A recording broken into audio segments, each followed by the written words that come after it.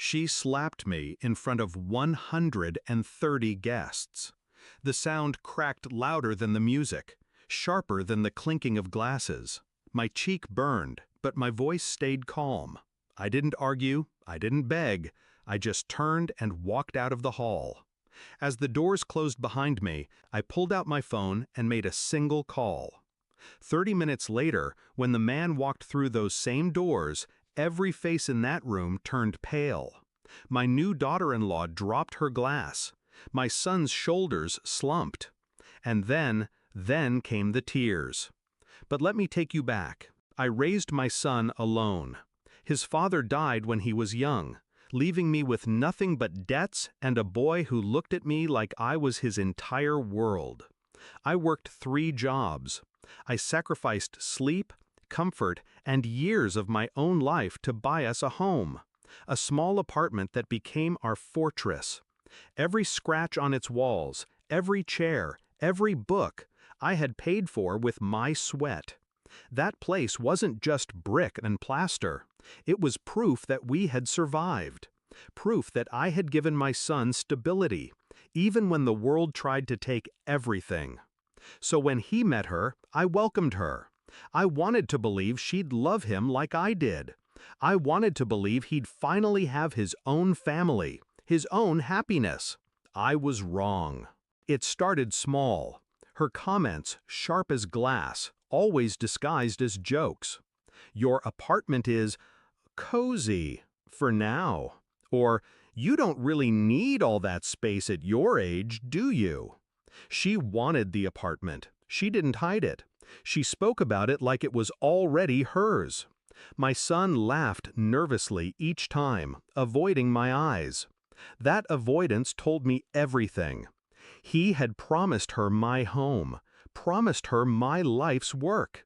And instead of defending me, he stayed silent. At the wedding, under chandeliers and roses, she stood up, in front of everyone, and she demanded my apartment keys as if I were some tenant overstaying my welcome. When I refused, she slapped me.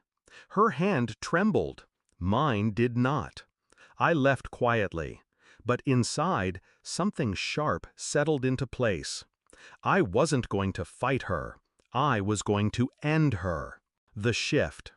I called a man I hadn't spoken to in years. A man my son didn't even know existed. His uncle. My late husband's brother. My son had grown up believing his father's side abandoned us.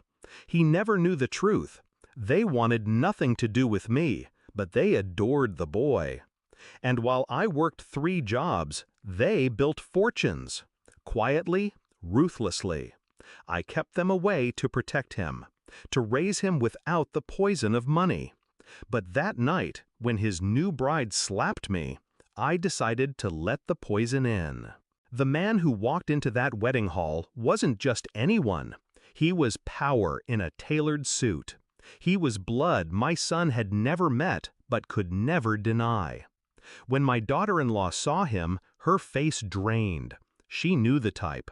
Men who smile without warmth. Men who don't forgive. He announced himself before the room, spoke my son's name, told everyone who he was. The silence was suffocating. And then he dropped the truth. He said the apartment wasn't mine to give. He had transferred ownership to a family trust, legally, irrevocably. My son was still welcome, of course, but her? She would never touch a single brick. She crumbled in front of the guests. My son looked at me, betrayed, not by her, but by me. Because he realized in that moment that I had outplayed them both. She screamed. He cried. And I stood there, calm as stone, watching the empire I'd built shift beneath their feet. They thought they were clever. They thought age had made me weak, desperate, easy to corner. They forgot who raised this family from nothing. They forgot whose hands bled to build it. And they learned, in front of 130 witnesses, that you do not slap the hand that raised you and expect to hold its keys. I didn't stay for the cake. I didn't stay for the dancing. I walked out of that hall the way I walked in, alone, but lighter. Later, people asked why I humiliated my own son on his wedding day.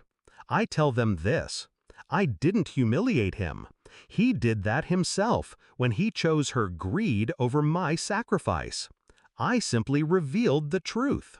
Revenge is not loud. It's not about fists or screams. It's about timing. It's about control. It's about walking away with your head high while they drown in the mess they created. That night, I didn't just keep my apartment. I kept my dignity.